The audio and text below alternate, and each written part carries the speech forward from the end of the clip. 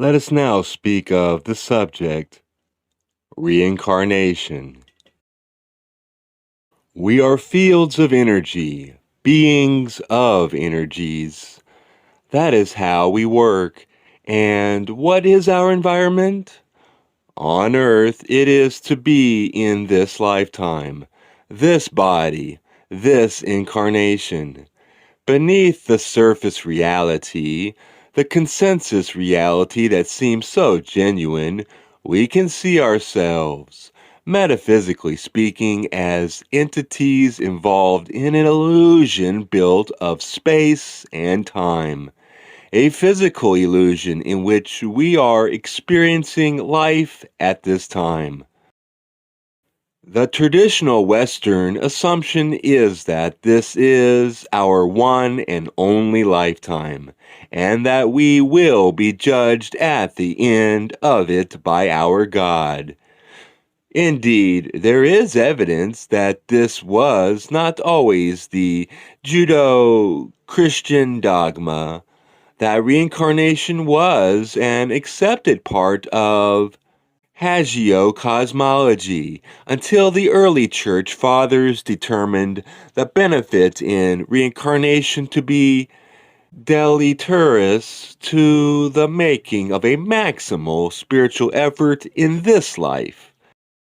I do not defend their lies, but the church fathers had a point, and I would not agree that since one will be reincarnated, one need not pay much attention to this present life. Making a solid effort in this particular present life and moment of opportunity is important, in my opinion. However, I have come to feel, over long decades of experience with many, many people, and lots of regressive hypnotic evidence that has passed my eyes, that reincarnation is actually the way our universe works in its way of evolving souls.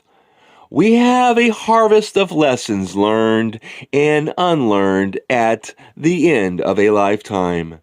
Between incarnations, we look at that harvest and plan our next lifetime in its broad strokes. We build on what we feel we have learned and place relationships and circumstances in our way that we wish to work upon further. When we enter the birth process, we forget all that we have planned, and the darkness of earth consciousness descends. In that dim light, we work all our lives, again attempting to learn our lessons of love, again working on difficult relationships and challenging issues that span many incarnations. We develop desires and through time fulfill each desire until we have satisfied ourselves at the table of third density life. We do not move on until we are entirely ready to move on. If one set of the three minor cycles, the 75,000 years of the major cycle, of third density is not enough for us, we simply repeat the grade, 1, 2, or 3 minor cycles, again, and if necessary, again, so as long as we wish third density experience, it will be here for us. For some wanderers, remembering other lifetimes is already their experience. I am 49 and I have been in this searching since 13 years old. I remember my first deja vu at the age of 4. It was so simple. I remember doing what I was doing before. When we left Halifax in February 1941 on the troop ship Warwick Castle, I looked down from the poop deck and was thrilled by the powerful screws churning the water. It was a profound sense of identification and renewal.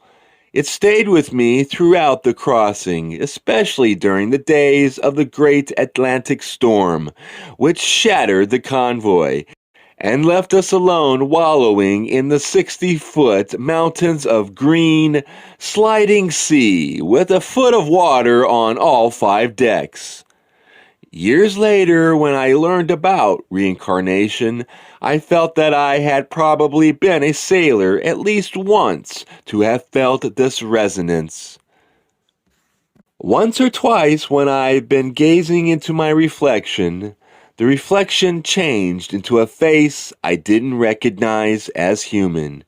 It was a dim reflection, so I couldn't see it in great detail, but it was definitely not human.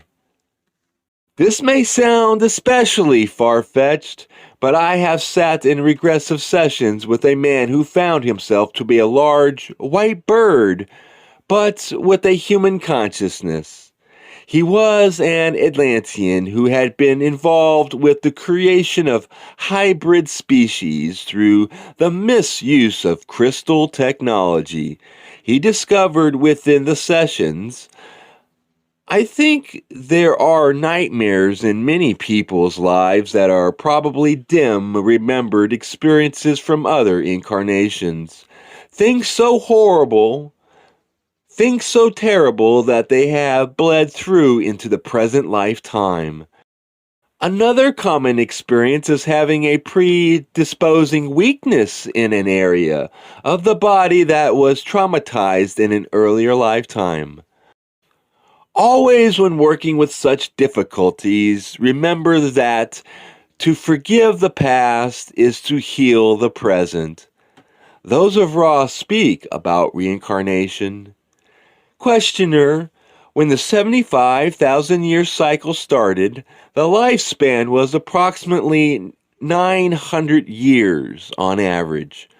What was the process and scheduling mechanism, shall we say, of reincarnation at that time? And how did the time in between incarnations into third density physical apply to the growth of the mind-body-spirit complex? I am Ra. This query is more complex than most. We shall begin. The incarnation pattern of the beginning third density mind-body-spirit complex begins in darkness. For you may think or consider of your density as one of, as you may say, a sleep and a forgetting. This is the only plane of forgetting. It is necessary for the third density entity to forget, so that the mechanisms of confusion or free will may operate upon the newly individuated consciousness complex. Thus, the beginning entity is one in all innocence, oriented towards animalistic behavior using other selves only as extensions of self for the preservation of the all-self. The entity becomes slowly aware that it has needs, shall we say, that are not animalistic, that is, that are useless for survival. These needs include the need for companionship, the need for laughter, the need for beauty, the need to know the universe about it. These are the beginning needs. As the incarnations begin to accumulate, other needs are discovered. The need to trade, the need to love, the need to be loved, the need to elevate animalistic behaviors to a more universal perspective. During the first portion of third density cycles, incarnations are automatic and occur rapidly upon the cessation of the energy complex of the physical vehicle. There is small need to review or to heal the experiences of the incarnation, as what you would call the energy centers begin to be activated to a higher extent. More of the content of experience during incarnation deals with the lessons of love. Thus, the time, as you may understand it, between incarnations is lengthened to give appropriate attention to the review and the healing of experiences of the previous incarnation. At some point in third density, the green ray energy center becomes activated, and at that point, incarnation ceases to be automatic. Questioner, when incarnation ceases to be automatic, I am assuming that the entity can decide when he needs to incarnate for the benefit of his own learning. Does he also select his parents? I am Ra. This is correct. So, when we start out as third density beings, we are still relating to other selves as either the family and part of the tribe, or other than the tribe and to be defended against.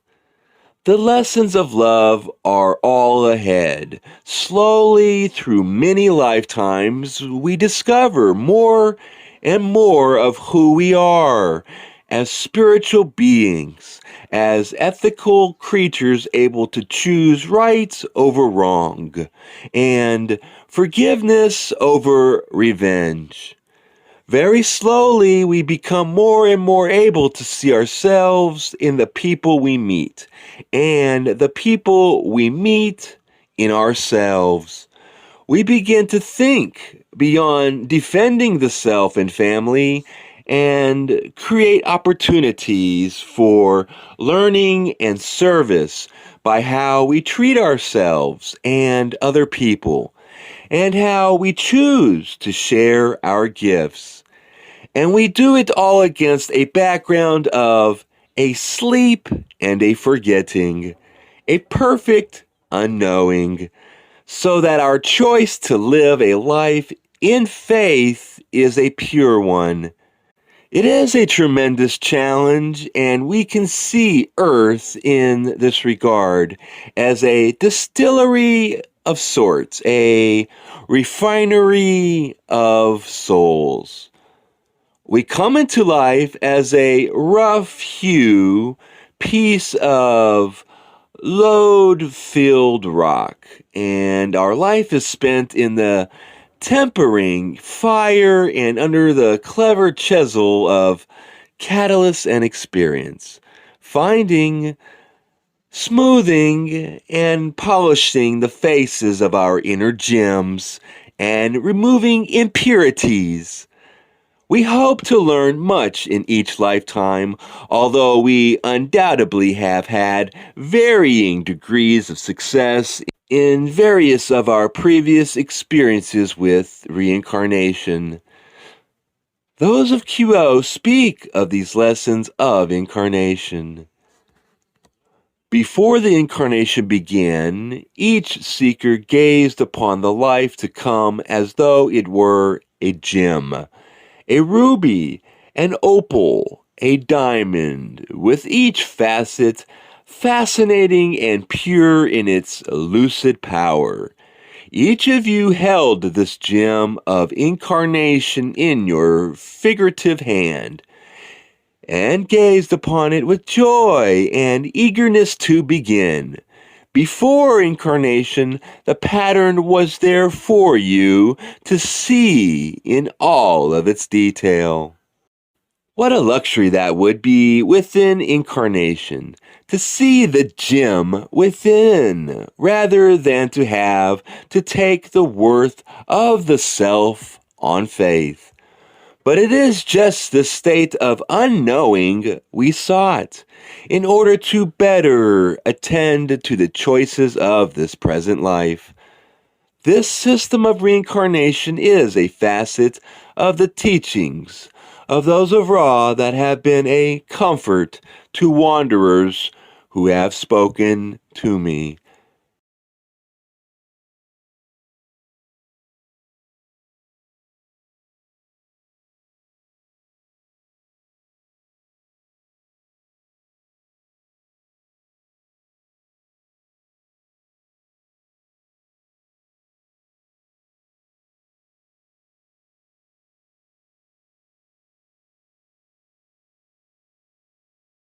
bayoued me through the dying experiences that are often a source of burnout or emotional spiritual detachment from the residents for the staff in the home.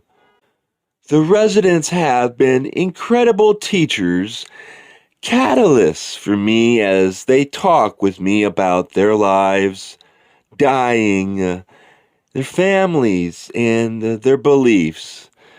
As they go through the letting go of life, the life review process, some with the support of family and friends, some alone except for the staff, most dealing with pain or sorrow in some form or another.